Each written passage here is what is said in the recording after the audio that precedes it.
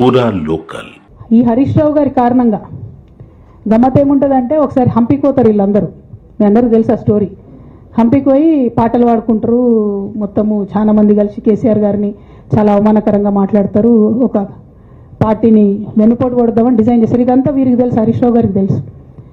నేను ఆ రోజు సాక్ష్యం ఉన్న హరీష్ అన్న వచ్చి లిటరల్లీ రామన్న చేతులు పట్టుకొని, అరే మామయ్యకి ఎప్పుడు సింక్ ఆర్ సేల్, నేను మామయ్యతోనే ఉంటా అని చెప్పి అక్కడ మాట్లాడుకున్న వాళ్ళందరూ రెడ్డిసార్ దగ్గర అవుట్ చేసిండి.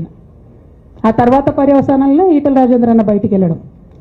ఈ మహానుభావుడు వల్ల జగ్గారెడ్డి దగ్గర నుంచి మొదలు పెడితే, చెరుకు శ్రీనివాసరెడ్డి ముత్యంరెడ్డి అన్న కొడుకు దగ్గర నుంచి మొదలు పెడితే, రఘునందన్ రావు గారు, మైనంపల్లి గారు, విజయశాంతి గారు, విజయరామారావు గారు, ఆయన పాత పెద్ద ఆయన ఉండే ఈటల రాజేందర్ గారు, వీళ్ళందరూ పార్టీలోకి వెళ్ళి పోయినారు కదా, పోలేదా? ఇవన్నీ హరీషన్న చేసినాయి కాదా?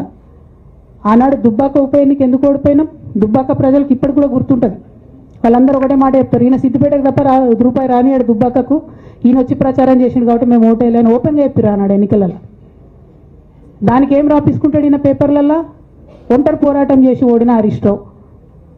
అసలు ఓడిపోయింది మీ వల్ల కదా. మీరు మీడియా మేనేజ్మెంట్లో సూపర్, అలా డౌట్ ఏం లేదు.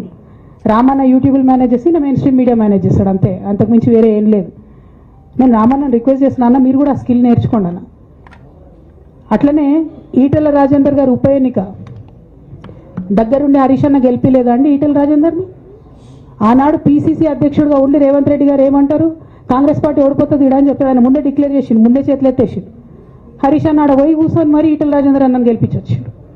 ఈ బంధం రేవంత్ రెడ్డి గారిది, హరీష్ రావు గారిది అప్పటి నుంచి కొనసాగుతుంది, కొత్త బంధం ఏం కాదు ఇది. నేను కేసీఆర్ గారిని పెద్దల్ని రిక్వెస్ట్ చేసేది ఒకటే, ఈయన చేస్తున్న నక్క జిత్తుల్ని దయచేసి గమనించండి.